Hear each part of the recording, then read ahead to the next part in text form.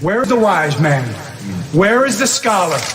Where is the philosopher of this age? Get down! Baltimore!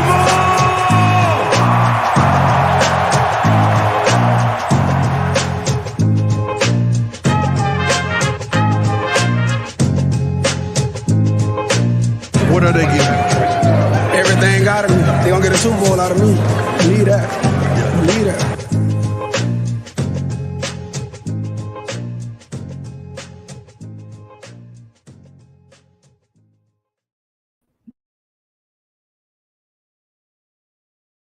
All right, welcome on back to another edition of the Baltimore Beatdown Podcast. It is Wednesday, September 14th. It is your boy, Spencer Schultz, a.k.a. Spenny Powers, getting fired up here. A little Wednesday episode. Going to be trying to do these Tuesday, Wednesday, just a quick 15, 20-minute episode just to go back through the film, remove stupid takes that maybe we had on Sunday, make sure we go through things with a fine-tooth comb, and quick little look ahead to next week's game. Not our preview episode, which we will be doing tomorrow, but just wanted to go back through the All-22 and talk about the offensive side of the ball, defensive side of the ball, how the game went. And obviously week one, it was a bunch of really fun stuff going on. Guys getting the jitters out, guys ultimately trying to make sure that they didn't make mistakes early on. And hey, that even includes the Ravens coaching staff as well. I thought from everything I heard post-game, the big thing for me, obviously the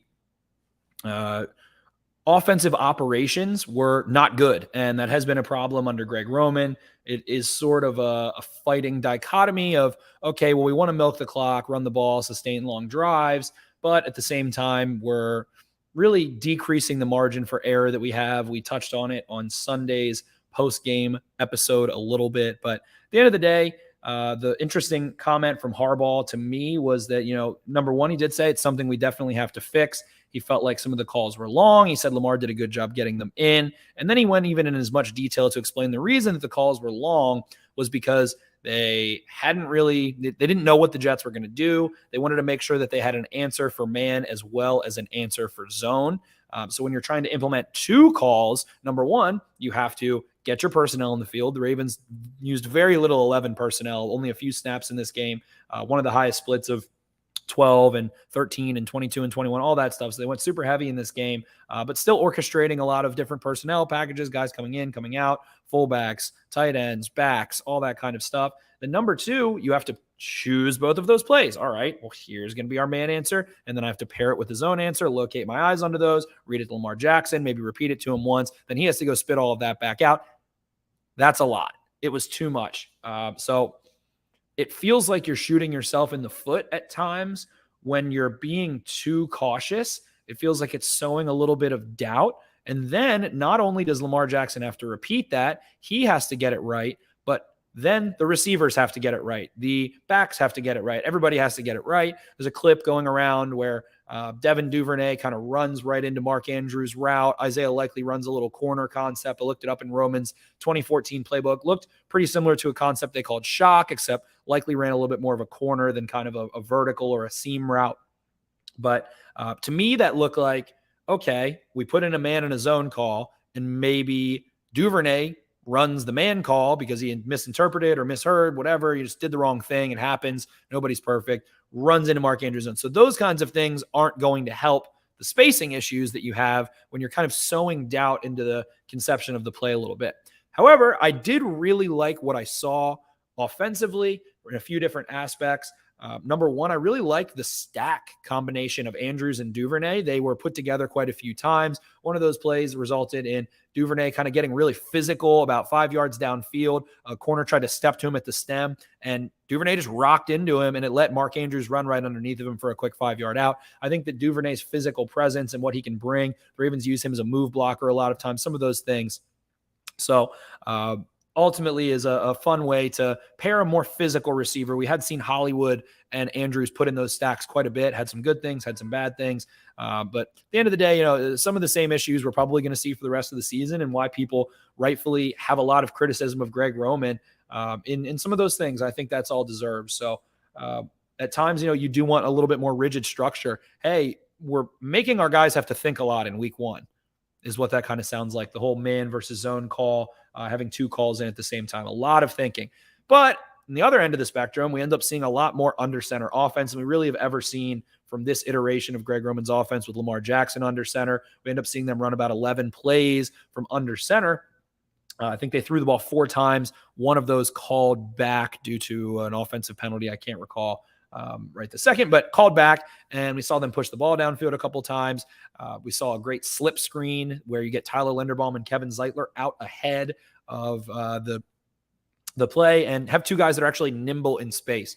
Speaking of Linderbaum, did have, a little bit of struggles, was asked to be in some one-on-ones and lost a couple. That's all right. We kind of knew that was going to happen. That's not his forte. It's not why the Ravens drafted him. It wasn't as bad as I thought it could have been either. A couple plays, he gets shoved back in Lamar. All right, well, he wasn't really letting he was getting in the damn way at least. And I don't think Ben Powers in this game did an outstanding job when he was left uncovered, realizing, all right, why don't I go blow up the interior defender and lend work to Quinnen Williams or lend work inside to the rookie center. Felt like, hey, maybe that's the game plan. But to me, it felt like regardless if it was Powers, if it was offensive, if it was offensive line coach, whatever it was, go lend the rookie center a little bit more help. At least give Williams something to think about. When you're looking for work, go try and clean someone's clock. Take them out. Make them think again. And we saw Linderbaum, very mobile, really, really, really, I think Cole Jackson put it well, hungry in the run game, watching him in space, watching him go connect on blocks, be able to be used as a puller several times late in the 4th quarter. The Ravens are trying to run the ball. You see him go pull out and have a nice little block on Quan Alexander. Different couple fun things there. So the most athletic center the Ravens have ever had, and watching that immediately translate was awesome. One of the best things Linderbaum does is have a high percentage of connecting with smaller defenders in space, whereas Bradley Bozeman, Matt Skura, kind of these more plodding centers that they've had in recent years wasn't really their strong suit. So the Ravens have a little bit more possibilities in that sense. Just kind of going around the offense. I thought Pat Ricard really struggled in this one, especially early on. Missed a couple kind of split decisions. Hey, who do I go block? End up blocking the same player instead of, going to the second level. A couple of those happened. I think Ben Powers allowed himself to get caught up a few times. It's really unfortunate about Juwan James' injury, but good thing the Ravens have Pat McCary. He is so darn good in pass protection, so consistent, did a nice job. They left him on an island quite a bit. Thought Zeitler and Moses did an okay job. Moses does kind of get beat around the loop by Jermaine Johnson once, and Jermaine Johnson goes and gets a sack in his first game. That's a hashtag my guy for anyone who was listening during draft coverage. So going to toot my own horn there, but nothing too crazy from Johnson in this one. But generally, the run game sputtered. It felt like on those zone concepts, that's something that's going to take time to get down. Understanding when to pass, understanding how much the man next to you can handle on his own. How long do I need to combo block for? How quickly can I release? Who struggles in which direction? Things like that. So I think we're going to watch that get better and better. Did see Lamar checking in and out of calls a lot. It looked like he checked out of whatever play was in, killed it into the Duvernay touchdown on the kind of slottish or inside track fade that Duvernay threw. Beautiful ball for Lamar. Saw him active in the run game, checked into some zone run things a couple times. So I think that one of the best parts of watching the Manning cast is listening to Peyton and Eli and how often they want to check into different runs and how often, like Peyton especially, wants to run the ball. So I think that's one of the most underrated aspects of playing quarterback. Hey, where can I go steal an easy 3-4 yards? Considering the alignment of the defensive front. In terms of the Ravens receivers, I think that Duvernay had a nice game, had a couple errors as well, but had a really, really, really nice game. The Ravens got him the ball early on a little bit of screen, a downfield screen where they waited until he engaged, got a quick little 7-8 yard gain early on. Watching them get him involved, he was involved. Lamar seemed to want to go in his direction a lot of times. There were some mirrored route concepts and things. Lamar was looking to him, so feels like they're on the same page very much so. Rashad Bateman obviously has the long touchdown. Could have maybe had another one on a more accurate ball from Lamar. Threw it a little bit late and tried to let Bateman run under it. Wasn't successful. To me, Bateman looked awesome in his releases. He looked super clean, efficient mover. He's going to drop a lot of passes. It was raining. I think people overlook that aspect of this game. I just don't think he has the cleanest hand positioning. Even the way he received the long touchdown feels like lets his hands get a little bit sloppy, and had a problem with that in college. I think we're going to see him drop some passes. But guess what? Like we've reiterated, DK Metcalf drops a lot of passes. Jamar Chase really good young receivers lately. A lot of these guys are trying to run through the catch and make big plays, drop some passes. So you're going to have to learn to live with that aspect for a little bit as he continues improving. I think that's something he's probably going to struggle with a little tiny bit this year, and we'll clean up later. Maybe we see him, put my foot in my mouth, but think he looked outstanding in terms of breaks, things of that nature. Isaiah Likely and Josh Oliver, two players I wanted to talk about a little bit. Mark Andrews just simply was Mark Andrews. Don't have much to say about him. Played really well, set up some things, set linebackers up, toasted some linebackers in coverage, made some nice plays, whatever. But Likely, to me, just wasn't making himself pass ready, pass available as quickly as he could have a couple times. Got to think a little quicker, make yourself available, show Lamar your eyes at least sooner, and be a little bit more prepared in some of the underneath stuff. But did seem to make some good decisions in terms of how to deviate on vertical routes. Had a couple opportunities where he was kind of stretching the seam with a lot of speed going downfield. That if Lamar had have looked his way, I think he would have had a good shot to make some explosive plays. So I think that'll be a fun aspect to look forward to for sure. Again, it was a wet, sloppy, rainy day. A couple young guys struggled early on.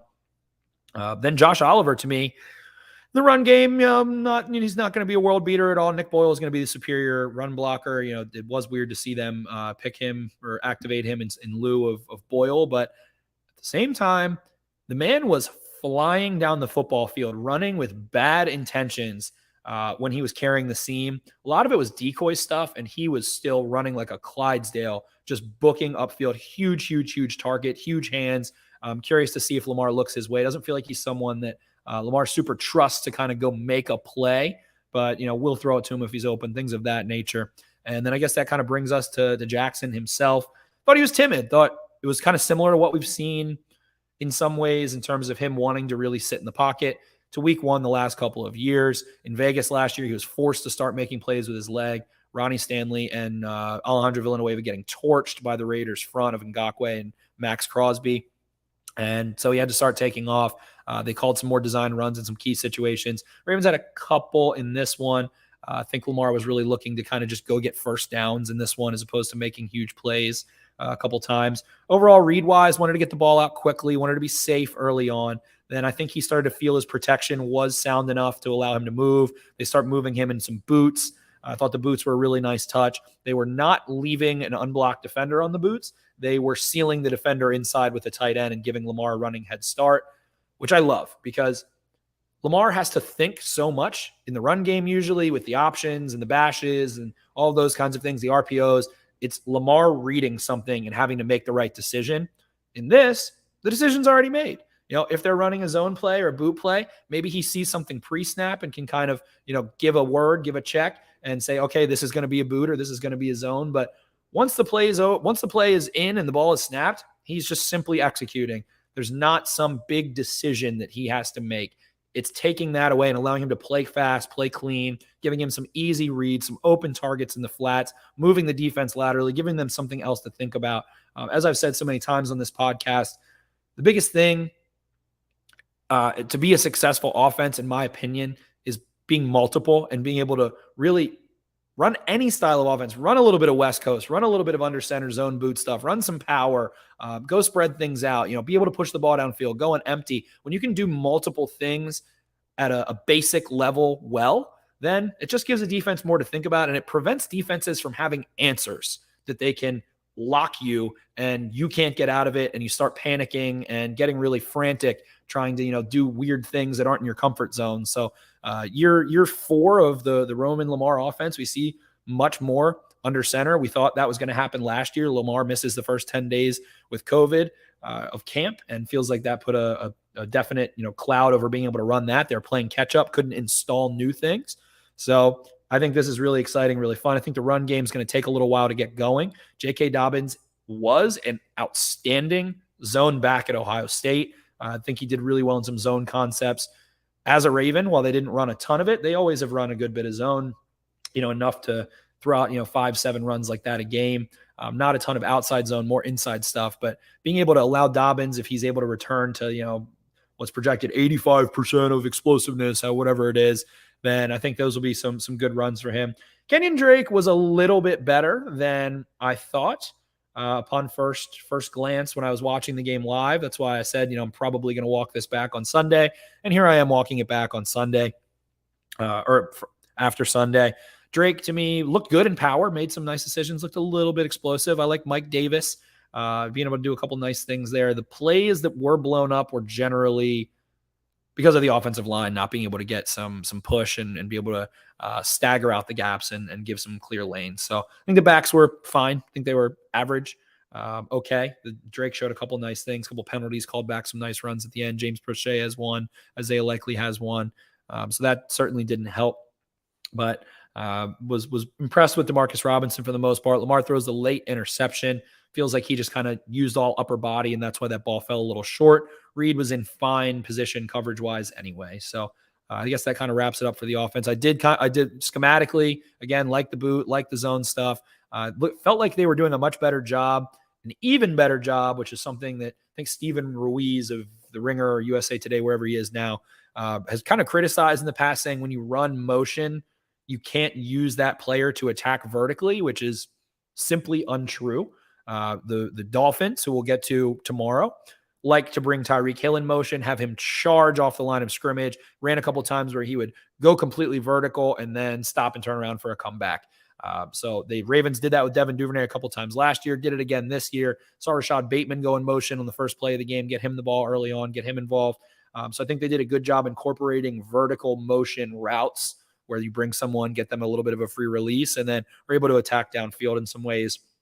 I expect Lamar to be watching the tape and thinking, okay, I did have some shots downfield that I could have taken, but hey, doesn't turn the ball over until late in the fourth quarter with a 3-score lead on kind of a punt ball. So, thought Lamar played a good, solid game overall. Didn't make any poor decisions. Want to see him increase, his speed a little bit, but it was raining, was a tough game, got off to a shaky start. So thought he definitely played really well, and glad to see a little bit more of an offense where maybe there's less on his plate post-snap to make decisions. So that sums up the offense for me. Defensively, can't say enough about Justin Houston in the run game. Can't say enough about Justin Madubuike in the run game. Calais Campbell, Michael Pierce, Brent Urban, all of them in the run game were simply dominant.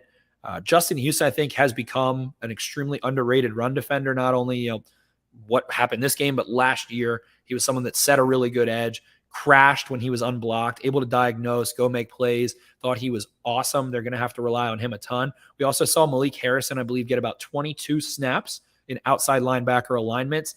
And I was listening to Nate Tice and Ollie Connolly on the Athletic podcast, and it's something that I've talked about quite a bit, is that when you look at Malik Harrison's kind of combine profile, what type of athlete he is, size, not just, height, but also weight, his vertical, his speeds, his agilities, those kinds of things. His greatest comparison athletically at the combine is Tyus Bowser. So seeing him go he's a little bit more of a physical, I'm not sure if his arm length is longer. I'd have to double check. Plays with more length upon contact. Feels like he is more stout, more sand in his pants, built a little bit more in his trunk. So very, very, very, very physical in approaching contact. Saw him rush the passer a few times. That's somewhere where I don't expect him to be able to go beat a tackle or anything, using a club and a rip or something like that. I don't think that part of his game is developed really at all. But a good run defender, was able to make some nice plays underneath. I like him staying close to the line of scrimmage. I think that's where he can excel a ton. Ultimately, Michael Pierce, just utterly dominant in every one-on-one situation. You're not going to be able to run zone on these Ravens if they're healthy in this way very effectively. I just simply don't think you can. Between Pierce, between Madubuike, guys that are functionally really strong, but also explosive. Pierce covers a lot of ground for someone who's 340 pounds. Madubuike covers as much ground as a middle linebacker does as an interior defender. We watched him chase down. Again, people keep saying consistency for Madubuike, consistency. I get that as a pass rusher. As a run defender, if you run away from him in his own concept, he is going to beat a reach block and blow up your cutback lane an astounding amount of the time. He did that last year. He's always done that. He is a zone destroyer from the backside. I would really almost rather try to run at him than away from him, because he is so much quicker than guards are, so much quicker than tackles are. We also saw him get aligned 4-eye, head up, 4-5 alignment. So he's being used as quote unquote a down defensive end quite a bit. Ultimately, Mike McDonald in his first performance holds the Jets to 0 for their first 9 through the first 3 quarters. I think 0 for 10, excluding a penalty on Brandon Stevens, which negated a sack on 3rd and 9. So Mike McDonald, an outstanding job. What we ended up seeing in his third down looks was little noise, mugging a little bit, which means bringing Patrick Queen and or Chuck Clark or whoever's playing dimebacker or linebacker with Queen into the A gap or maybe the B gap. Usually mugging means the A gap, so having them stand up, which is going to force the center to account for them as a blitzer, which enables you to dictate protection and the way that the offensive line responds after the snap so that you can do things on the outside. We saw really wide alignments. I think the biggest difference, 2 biggest differences between week 1, Mike McDonald, and what we had seen in Wink Martindale, I would say that especially on 3rd down, the defensive front's alignment was much wider, much wider.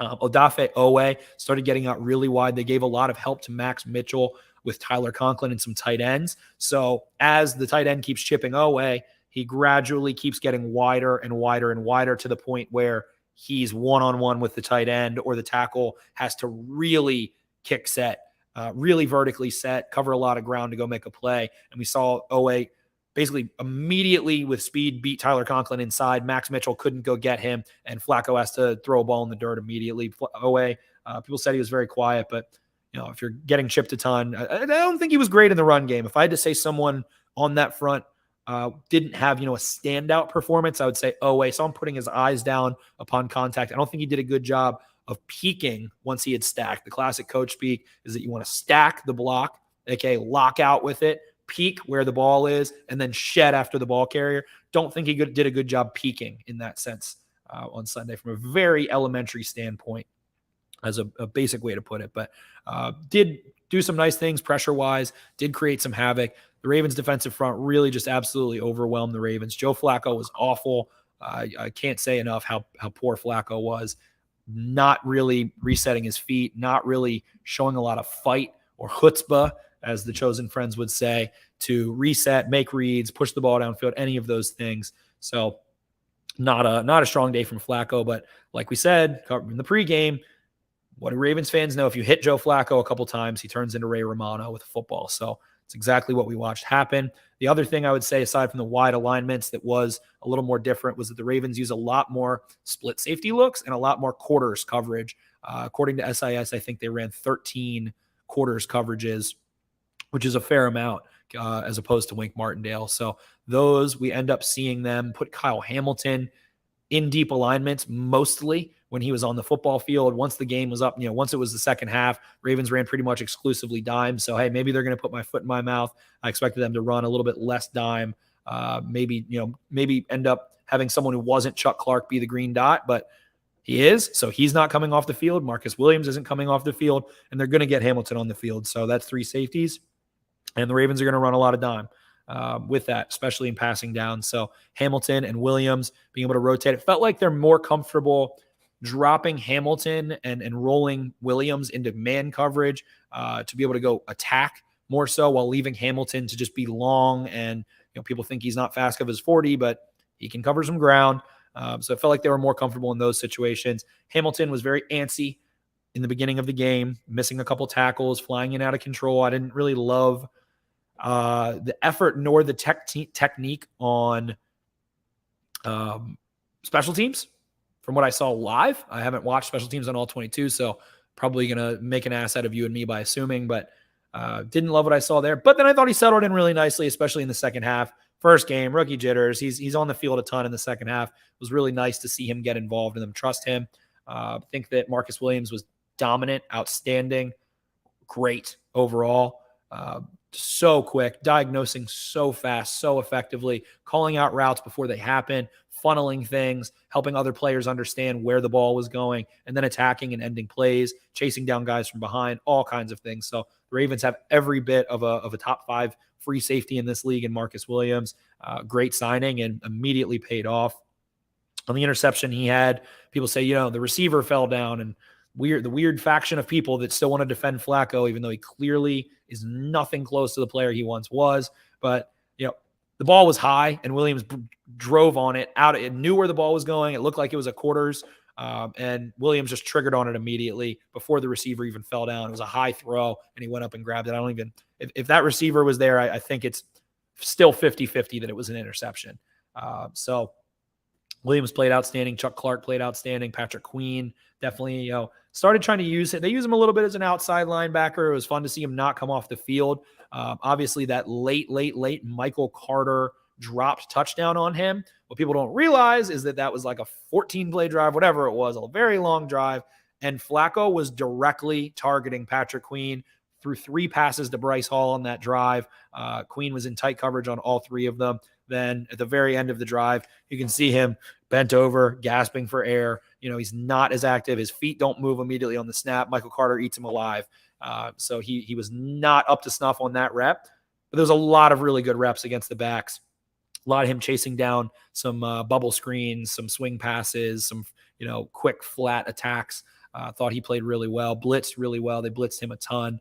And again, I just don't think the grand thing with the PFF grades ends up getting like a 53 or whatever. I think that PFF's understanding of linebacker play lacks so much nuance. They basically think if you're not Fred Warner, then you suck in coverage. That's not the case. Fred Warner is just that much better. It's very strange. People making fun of, he does the robot technique. We just did this whole thing with Micah Parsons last year. There's a play action. He comes up for the run, realizes to pass, and he turns and runs. It's called the robot technique, roll over back. So turn your back and run. So whatever, didn't have a great day in coverage, but looked a lot better than he did it a lot of times last year. Tackled well of those things. Josh Bynes, it's fine. I don't know. Nothing crazy to write home about there. Pepe Williams, I thought looked great. Marlon Humphrey, I thought looked great. Very quietly looked great. They blitzed him 4 times. Brandon Stevens made a couple plays. They blitzed Brandon Stevens a couple times as well. 17 different players rushed the passer. 11 of those rushed the passer at least 4 times. The Ravens blitzed Flacco 17 times, which got 2 sacks. I think Flacco went 12 of 15 for 126 yards against the blitz. So the notion that McDonald is not going to blitz is incorrect. He is a disciple of Link Martindale. But the big difference for me, again, the wide alignments, the split safety looks, and really wanting to lose battles to win wars as opposed to trying to win wars with all-out blitzes. It felt like the coverage was much more conservative on the back end of the 5+ man rushes, that they were understanding how to navigate and how to switch releases, picks, things like that. It felt like they had a much cleaner understanding than where they did week 1 of last year on how to navigate those situations. So I think that the Ravens will be a much more consistent defense this year. And, Kyle Fuller's not a fun loss. They trusted Fuller a lot. He played decently well. Brandon Stevens is going to get jettisoned into that cornerback 2 position until Marcus Peters is ready. And that could take, another week, 2 weeks, a month, however long. So they're going to be relying on him. Jalen Armour-Davis ends up getting a snap in this game. Feels like he was injured a lot during camp. He's someone that they don't want on the field a ton before week, probably the second half of the season. So hopefully they don't need him. But Brandon Stevens was physical. I just want Brandon Stevens to trust his athleticism a little bit more. Supreme athlete. And hey, maybe this is coming from the coaching staff. If you feel like that oh shit moment where Corey Davis beats you, grab him. That might be what the coaches are telling him. Hey, we're willing to live with some PIs as opposed to, letting up really long gains or touchdowns. So maybe it's direct contrast of that. But I just think he gets really grabby in his transitions if he doesn't feel great about what happened at the stem. But hey, he's the whole running back thing. He ends up playing safety, and now he's a full-time cornerback again. So a lot of asking a lot, and I think he did a nice job. Fought through the catch point really well and has explosive recovery speed. So I'm excited to see him get more opportunities. I would anticipate the Dolphins picking on him very much so. You're not going to, would you rather pick on Marlon Humphrey or Brandon Stevens? That's what it's going to come down to. So they're going to want him to show. That's what we saw with Anthony Averett last year. So it feels like it's going to be a similar circumstance, except this time they have Marcus Williams back there in addition to Chuck Clark, Kyle Hamilton. Feels like they're a little bit more well-equipped to pass off coverages, play a little bit more quarters, things of that nature, to limit explosive pass plays. So if they can tackle better and limit explosive pass plays over their heads, hey, this defense goes from pretty much worse to, a top 10, top 5 defense. I'm curious to see how long guys like Justin Houston can shoulder a heavy workload while you're waiting for a Tyus Bowser to come back. Steven Means comes in this game. I didn't really notice anything that super popped from him, good or bad. So he's a warm body there. They have Kyler Fackrell. That's not easy to say, but Kyler Fackrell. There we go. See him, probably get elevated. I would think this game, take a couple snaps off of Justin Houston, something like that. So Dolphins coming to town. Tua is getting ripped apart by the national media, and really some beat reporters for some misses that he had.